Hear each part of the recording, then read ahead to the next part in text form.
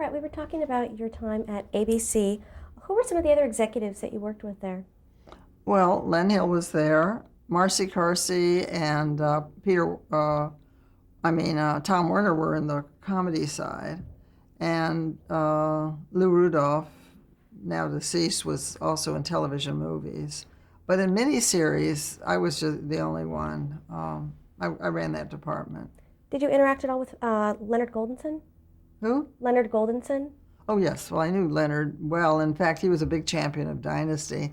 And I remember um, particularly when, after we'd created it, I had been thinking a lot about who was going to be seeing the pilot. And I was thinking about the board of ABC and of Leonard. When we did the pilot, it wasn't, we'd had uh, George Papard we'd had a problem with him.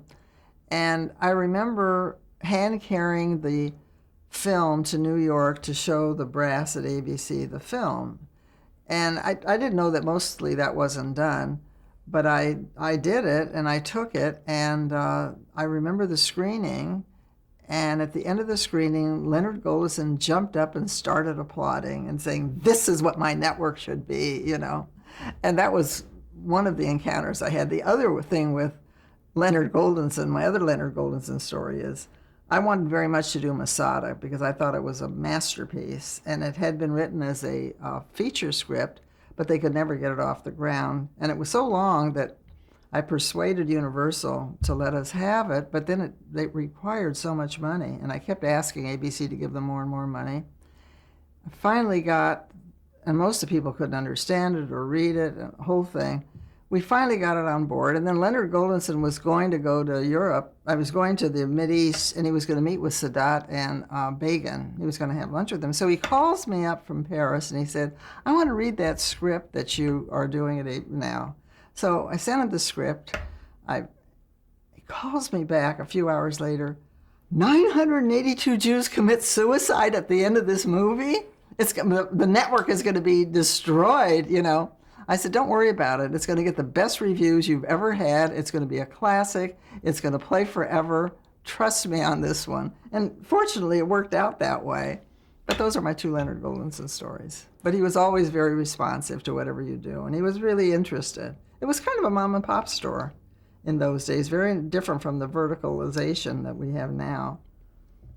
Was Fred Silverman there at the time? Yes, he was there, and also um, Tony Thermopoulos was there, Fred Silverman. They all came in at different times. And they were all great to work with. I mean, in different ways. Fred Silverman was an absolute, I love the story about Fred. I don't know if you know that when he was living in New York, he had an apartment, and he had a vice president when he was at NBC by the name of Irwin Siegelstein. And the story is that he switched apartments with Leonard Siegelstein because he could see into people's apartments to see what they were watching, had a better view from his thing. But that's what he would do. He would literally do it. But he'd call you up at 2 o'clock in the morning with, notes on Roadrunner or something. It drove everybody nuts. But I remember one night we were working on a project, and it was Friday, and everybody, started looking at their watch at 2 o'clock, 3 o'clock, 4 o'clock. And so at 6 o'clock, we got through it. And he said, "Well, we got through it." He says, "Great." He says, "Let's send out for Chinese and we'll go through it one more time." So we didn't get out till 11. But he worked like that. And Fred Silverman was always a peach. And Tony Thermopoulos was a nice guy. He was, they all had different levels of talent. But Fred Silverman was very talented. Were there many other women executives at ABC aside from There you? were a few. I mean, Marcy was there. Pam Dixon was head of casting. Um, there were a few managers and vice presidents I'm just thinking at the top, there were just a few, but there weren't that many jobs either at the top. So, and it was always a struggle. We all left ABC because we didn't become presidents, and Marcy and Tom and I were all asked to come back later, but by then our lives had gone different ways. They weren't really prepared to do it. And of course, I said that in an interview in New York Magazine. And Tony Thermopoulos was so hurt, sent me a letter that I said something about they'd rather be third, I said, with a man in charge than first with a woman in charge. But I really meant that. And I think that was because I think and I try to analyze why that was, and I don't think I think it's just that I think we remind men of their mothers, and they can't sit around and tell, dirty stories and do all of this stuff. There's a little boy part of them, and maybe some of us, not all of us, I have to speak for my own, we maybe come off a little more moral than is comfortable for them. I don't think it has anything to do, and they love to say that we're emotional, and never mind that, but it's not only that. I think it's just that they're more comfortable without mommies there. Well, let's talk about some of these specific movies that you worked on at ABC, your involvement in their development and what they were about, that sort of thing. The first one is Pearl. Pearl. Pearl was a project that we wanted to do because it was a counter program from Here to Eternity, which NBC was doing. We didn't want them to know we were doing it. Sterling Silliphant had become a friend, and he had a boat, and he was very much there. And I said, nobody must know about this.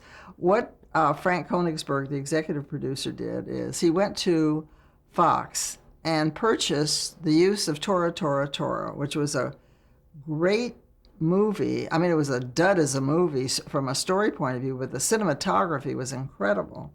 So Sterling, we talked about the script and what it was going to be. It was going to be from the point of view of this family, different from Winds of War, but most of the miniseries were usually about some tremendous event told through the point of view of a specific family, so they could be relatable. So we went and did the script, and they didn't know we were doing anything until we were into like shooting it. Well, we'd hired a director that 5 days into shooting was already 2 days into shooting was already behind. So that was my job. One of my jobs was to fire people. So I had to take him off that and put somebody else on, and it was okay. The director had put his wife on. Sterling was married to a Vietnamese actress, girl. She wasn't an actress, and she'd come into audition. And she came into an audition. There were 5 women sitting there, and we all knew what this was about. And we saw the first day's dailies with her. They were so awful. Doug, she's going on and on. And now I had to take her out. So what I did is I called up Sterling, and I said, Sterling, I said, I have to tell you, more is less. That 8-page scene you wrote for her, it's 2 lines. More is less. Trust me. And I went through it, and we left her in, but we just minimized the whole thing. But that's what the experience was like. And before that, we had the script. I needed to use all those ships. We needed to use all those ships at Pearl Harbor. So you have to get the Navy to help you, because they always did. When we did Emerald Point, they were fabulous to us. Later, when we did a Navy show, I called up this admiral, and I asked him if he'd got the script. He says, yeah. He said, my first suggestion is burn the script. I said, Admiral, is that any way to talk to a lady? I said, I called for help. That's why I'm calling you. Tell me how to fix it. So, he did. He got it to the place. So we got the destroyers, we got the stuff we needed. And Brandon, to his credit, really felt that if he just gives you the authority and the responsibility, you'll either do it or not. And he went off to Hawaii himself for a vacation at another part of Hawaii while all this was going on. But it came off, and it was a big hit. And they called me from NBC about a year ago because they were showing it as a rerun, and it got big numbers then. But that was that was not one of our prestigious projects. That was one of our kind of more popular projects. It wasn't like Hanta Yo or War and Remembrance. How well did it perform against From Here to Eternity? I think it did. I think we did better than From Here to Eternity. But it was in the high 40s. The share it was in the mid 40s, certainly. Yeah, it was much better. What about Friendly Fire? Friendly Fire was one of the favorite things that I ever worked on. And I remember when Faye Kanan first came in to pitch the thing. And Faye Kanan is a wonderful human being and a very skilled writer. And when she pitches for 2 or 3 hours. She goes through every scene. And she did that, and she had the book. They had the book, Conan Bryan's book. And she wrote the script, and she sent it to me. And I read the script one night, and I didn't know her really well. I knew her, but not that well. And I called her up at 12:30 at night. She had the flu. She was sick. And I told her husband, get her out of bed. I said, Faye, it's going to win the Emmy. It is absolutely fantastic, and it did on every level, you know. What was it about? It was about a story of a boy that was in the Army who was killed by friendly fire, and it was his family's and the mother's investigation of how that happened and how he died and the circumstances of it and her coming to terms with it. And I think Faye related to it particularly well because she had a kid at 14 who was diagnosed with a brain tumor, and she went around the country trying to find some solace, and she went through that same kind of experience, but she brought it to her, you know. Did you work at all with the cast on that? Hmm? Did you work closely with the cast? Pretty closely with the cast, yeah. I mean, I didn't work that. I mean, I was not the director, but I certainly was involved in the selection of them and looking at all their dailies and going to the set. You know, as much as an executive of a network can be involved. What about Ike? You mentioned that a bit earlier. Ike was a 6-hour project that had. I was actually put on that project. It was started with Lou Rudolph, who was doing it, and they had a script. And in the beginning, he had Kay Summersby in bed with Ike, and I think it was John Eisenhower came up to the network and almost choked him to death. So they took him off that project, and Brandon said, "This is your baby." So I inherited that, and I had to have every line annotated by the Department of the Army and Defense. And we had Robert Duvall in it, who was not exactly Sonny Ike. And we had Mel Shavelson directing it, who was a comedy writer, basically. And he writes, Robert Duvall is like a method actor who needs about 10 words to express something. And Mel Shavelson, you know, used to write for Bob Hope. He's full of jokes and all of this stuff. It didn't really quite manage, so they were having a horrible time there. And so Brandon decided to replace Mel on this project, and they're shooting. And so he says, "You're going to have to," and Mel is a friend of mine. So he says, "You're going to have to call up and tell them we're taking him off." So I called him up and I told him what it was about. And Mel was wonderful. He said to me, "You know, Esther, they don't pay you enough to do this." I said, "You're right." I said, "This is really the most difficult thing I've ever had to do." Because I didn't necessarily share everybody's opinions. I didn't share my opinion of the casting and all of that. But I did it, and Mel remained executive producer, and he owned the project and all of that. But Boris Sagal did a fabulous job of directing it. He could handle a Duvall. He knew how to hold him. He knew about method acting, and it was good for the project. It was not so good for me. It was hard on me. And I decided after that, I didn't know how much longer I wanted to remain in a job where I was having to do stuff like that, you know. And it was hard because I would get anywhere from 1,000 to 2,000 pitches a year, and I could pick 8. I'd have to pick the 8 that are going to work. And fortunately, the ones I did work. But sometimes I remember one man came in to pitch me the Brooklyn Bridge, Howard Fast, and he went on and on for 2 hours pitching this thing. At the end of it, he said, "What do you think?" I said, "I think it's a bicentennial minute. We're not going to do this for that many hours." So it was those kinds of experiences, but you had to say no a lot. But I worked out some good things while I was there. I worked out that I would always respond on Tuesday, not on Friday. And it would always be a phone call, and if I didn't reach the person, I would send them a letter instantly. But I agonized a lot. It was hard for me to say no. Were there any projects that you wanted to do, but that you couldn't? Yeah, I wanted to do very much. I wanted to do The Children of Crisis by Robert Coles. Robert Coles is a psychiatrist really at Harvard, who's gone into taken children of every level economically. He'll do children of the rich, children of inner city, and he'll go to farms and all of that. And he did an oral history of all of that. And I thought it would be the most incredible and illuminating project we could ever do, because if you take children of the rich, for instance, the rich always live by water, and they live in certain kinds of things, and you begin to see what forms their character and what it does and what imprint it lives on their lives.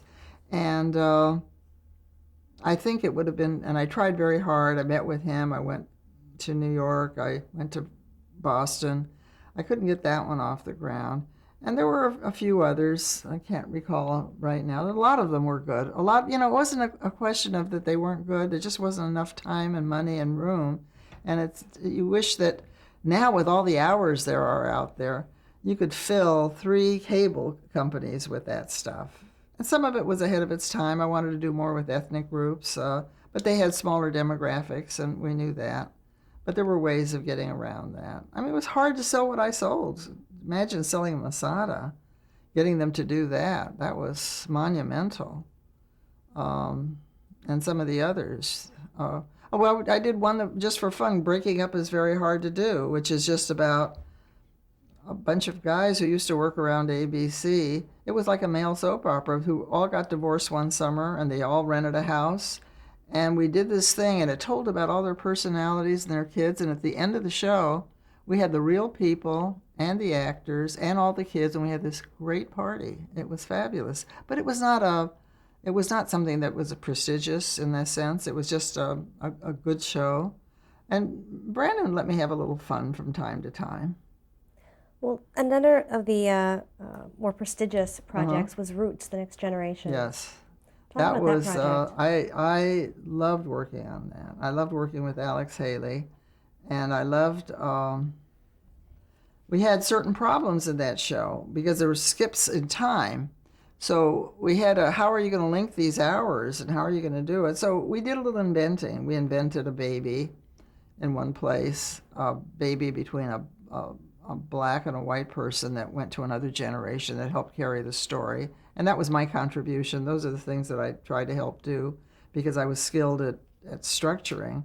And we worked with Ernie Kanoy, who's a writer that I love very much, very historically, often put more story in it. I needed more emotion, but he was great to work with, and he would take it through many drafts. And we had the experience of Marlon Brando, who we wanted him to play Gerald L.K. Smith. And he finally agreed to do it if we would donate $25,000 to the Indians. So we talked to him, and he was huge. I mean, he was mammoth. He was obese. He said, not to worry, I'm going to Tahiti for 8 weeks, and when I come back, it'll be fine. So we gave him the script, and we were thrilled beyond belief. So then he comes back. He lost 1 pound. Okay. Now he's going to play Gerald L.K. Smith. It's going to be a joke. He's going to be waddling around. He said, don't worry. He went down to the set the day before. He looked around the set. He touches everything. He feels everything. He feels it. He played the entire scene sitting in a chair with an American flag, in uniform with an American flag behind him and a cigar in his hand and the chair spindle. He never moved out of that chair, and he won the Emmy. He worked one day from early morning till very late at night, and he won the Emmy. And I mean, he's an actor. And he was right. He saved us, How well did it do compared to the first Roots? It did. The first Roots was about 45 or 6, and this one was in the 40s, early 40s, 40, 41 or 2. And I think that's just because there was other counter programming, but it did very well. It won a lot of awards. And Alex wanted to do the other side of the family, Queenie, which he ultimately did with CBS. But how much pressure was there on you to achieve high ratings with these movies?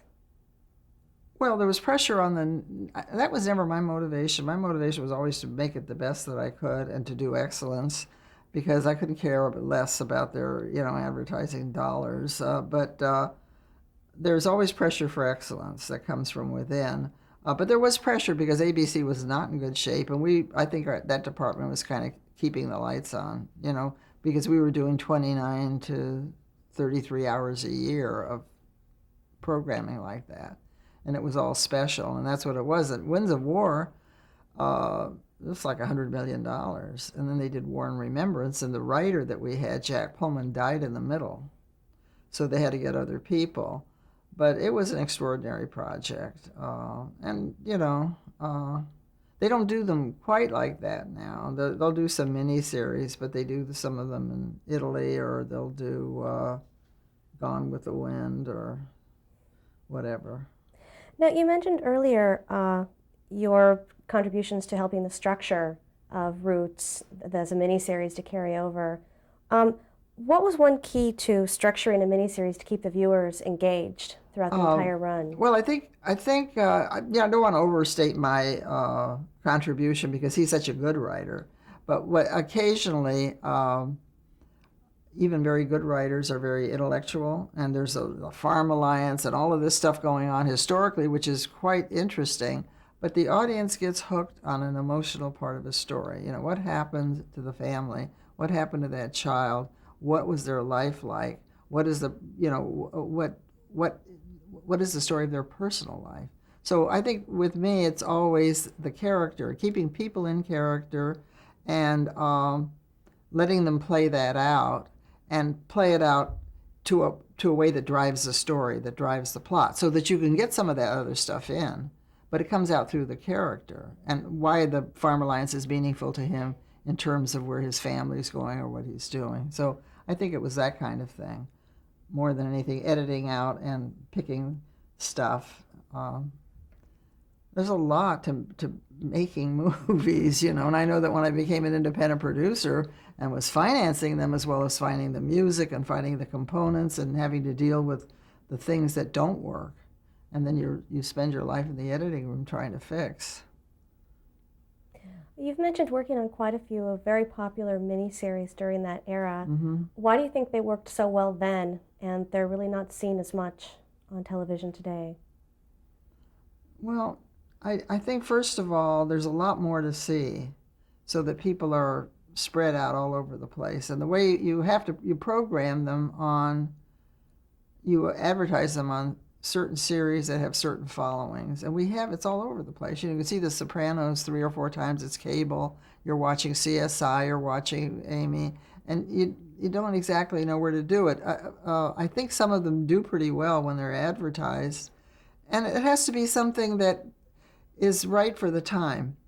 I feel that you have to kind of, at that time, there was a resurgence of World War II. I mean, I felt like the Secretary of War. I did so many war pictures. They all had a war behind them. Pearl, Roots had some wars, Masada had wars, Friendly Fire was about a war. These are when you get an event that's big enough and tell a personal story, you'll get an audience. I don't know how Earthquake did the other day, but it probably did pretty well because it had something that will be very compelling. The backstory has to be big, and the personal story, if the backstory isn't so big, like in Breaking Up is hard to do, just about a bunch of divorced guys, that's not going to do as well. But it's something that has affected all of our lives. The Holocaust did well. When they did the Japanese one, the one we did Masada instead of it. The guy who wrote Noble House, the one that was in Japanese on NBC, you know. Well, anyway, that one. Oh, Shogun. Shogun was a look into another culture. But it really took everything, marriage, birth, everything about another culture that we didn't know about, and there is a certain interest in that. And if you do that well, any day of the week and any time, you'll get an audience. I believe things that are well done will do that. You've mentioned Masada. Talk a little about working on that project. On Masada? Well, Masada was, as I said, already written when it came to us. It was just a question of getting it going. And we're going to shoot in Masada, where 1/4 of the crew got sick and had to be shipped to England. The interesting things about it, a lot of it was the casting was fun to do. I didn't go to Masada, but I would hear reports of how the actors were. The actors, the American actors, would sit around and they'd try to, well, first of all, I'll tell you my Peter O'Toole's story, that when we first did the rehearsal, he came to rehearsal and he said, "What is this meeting about?" And they said, "Blue pages." He said, "What are blue pages?" "Well, the changes." He said, blue pages? I don't do blue pages. He'd already memorized the whole 8 hours, and he was out of the room, you know. When they got on to the set out on Masada, the American actors would sit every day and try to figure out their motivations and what they were going to do. And the English actors just sat there and drank and got up and did their scene. And that was the difference. And they got through it somehow. But it was a thrilling experience because I think it's, for me, one of the best miniseries ever made, ever. And it's shown constantly around the world. Because it's a story, and you can relate to it even though it was a different time, a story of freedom and the price of freedom and what people will do. And those are, again, themes that, not just because it was the based on the Josephus Wars, but the wars as described by Josephus, but it really, it's very much like it is now. Same thing, you know, war is, our culture is war. Our culture is violence, and almost everybody will attest to that, and it doesn't matter when or how. So that if that's a theme in what you're doing, how people relate to it gives you a big thing for stories.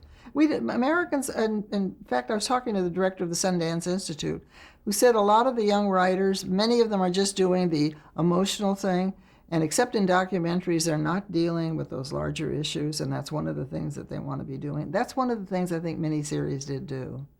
And it isn't quite so narcissistic as, you know, television can be today. And because they don't have the bottom line mentality of the companies that just want to get the most for their buck, you know. Do you have a favorite among the movies that you worked on at ABC? I like Friendly Fire a lot. That was a movie, a 3-hour movie, but it was like in that same genre.